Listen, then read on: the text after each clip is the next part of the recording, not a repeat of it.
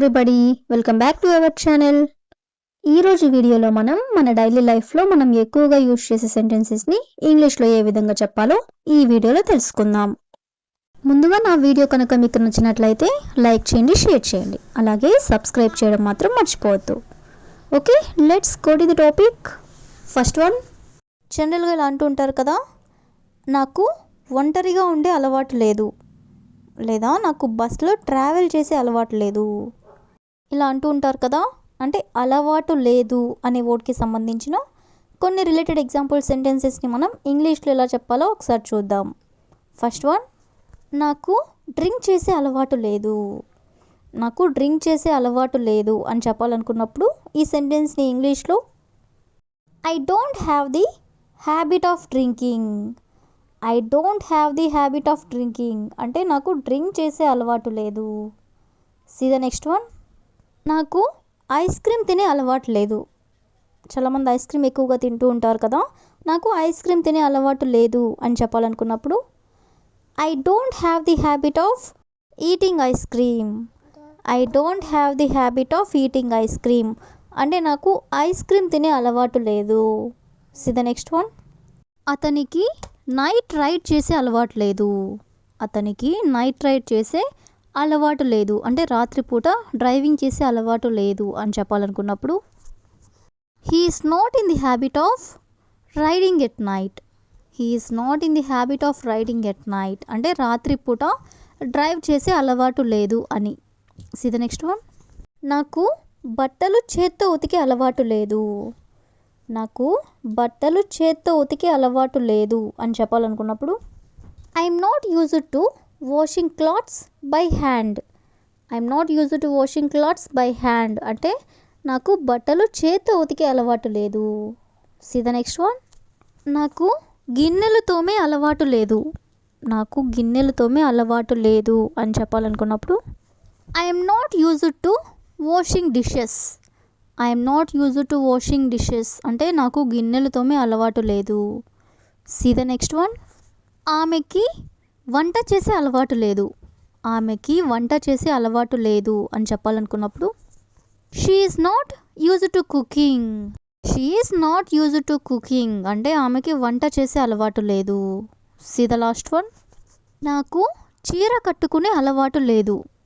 నాకు చీర కట్టుకునే అలవాటు లేదు అని చెప్పాలనుకున్నప్పుడు I'm not used to wearing a sari.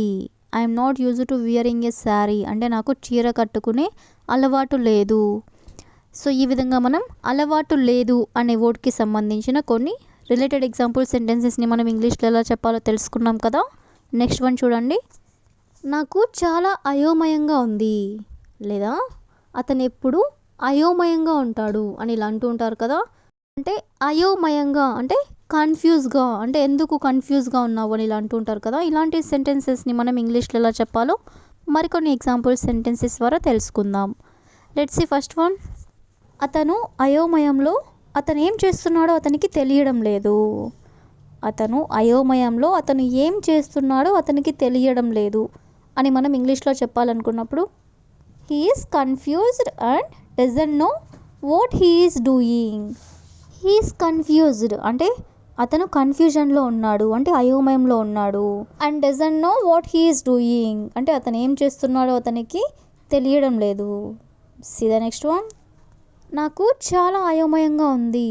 నాకు చాలా అయోమయంగా ఉంది అని చెప్పాలనుకున్నప్పుడు I'm so confused. I'm so confused అంటే నాకు చాలా అయోమయంగా ఉంది.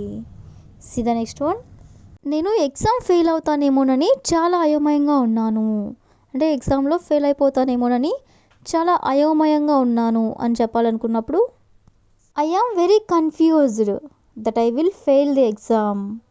ఐఎమ్ వెరీ కన్ఫ్యూజ్డ్ అంటే నేను చాలా కన్ఫ్యూజన్లో ఉన్నాను. That I will fail the exam అంటే నేను ఎగ్జామ్ ఫెయిల్ అవుతానేమోనని. సీ ద నెక్స్ట్ వన్, అతను ఏ నిర్ణయం తీసుకోవాలో తెలియక అయోమయంలో ఉన్నాడు అంటే ఏ డిసిజన్ తీసుకోవాలో తెలియక అయోమయంలో ఉన్నాడు అని చెప్పాలనుకున్నప్పుడు he is confused and doesn't know what decision to make. He is confused అంటే అతను అయోమయంలో ఉన్నాడు.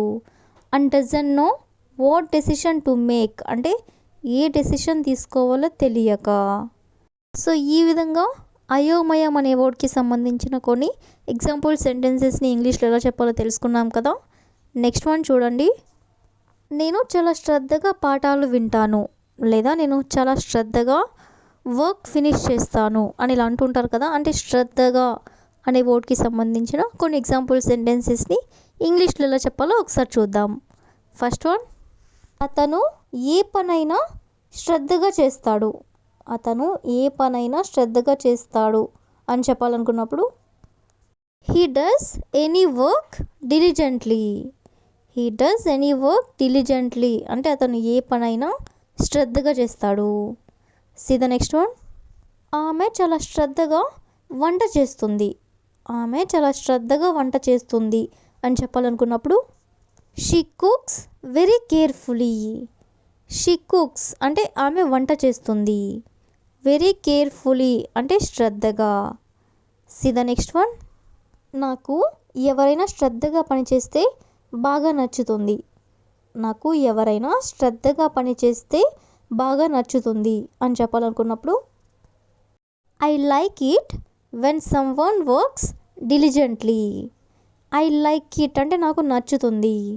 When someone works diligently అంటే ఎవరైనా శ్రద్ధగా పని చేస్తే.